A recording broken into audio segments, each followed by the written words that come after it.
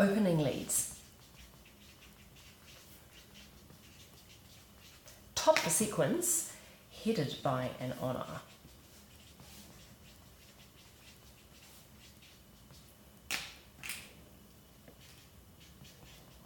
What is the top of a sequence headed by an honour?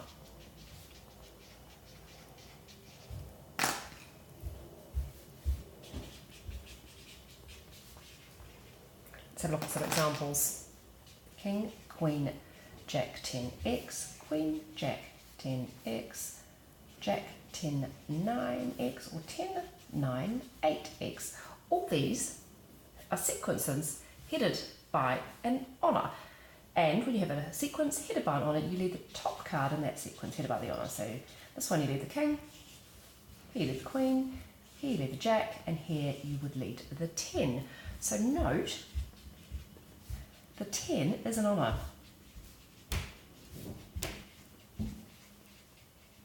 Also note, you need at least one honour heading the top of your sequence. So even though this is a sequence headed by the honour, this is not a sequence headed by an honour.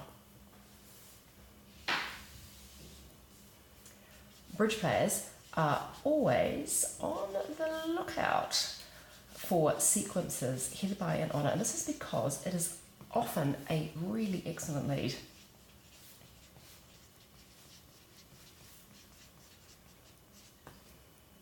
The reason it's often a great lead is that it hardly ever gives away an extra trick.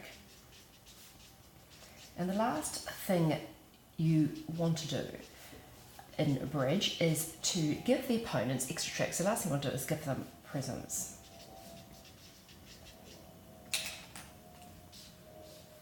You want to make the defence as tricky as possible for them and give away as little as you possibly can.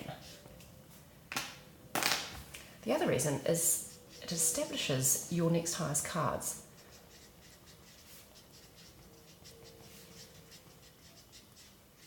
I'm going to look at a couple of examples now. We're going to look at the whole hand so we can see how everything works together and why it's such a great lead. Say you have got the king, queen, jack, 5, 4, the 7, 6, 3, the 2, 8, 9, and the declarer has the ace and the 10. You're on lead. If you lead one of these small ones, the declarer is actually going to win 2 tricks. They're going to win their 10, and they're also going to win their ace. You've given the opponents an extra trick. If you lead top of the sequence though, your partner's going to be much happier with you because it's going to keep the declarer to only 1 trick. They're going to win their ace, but they're not going to win their 10. Let's have a look at another example.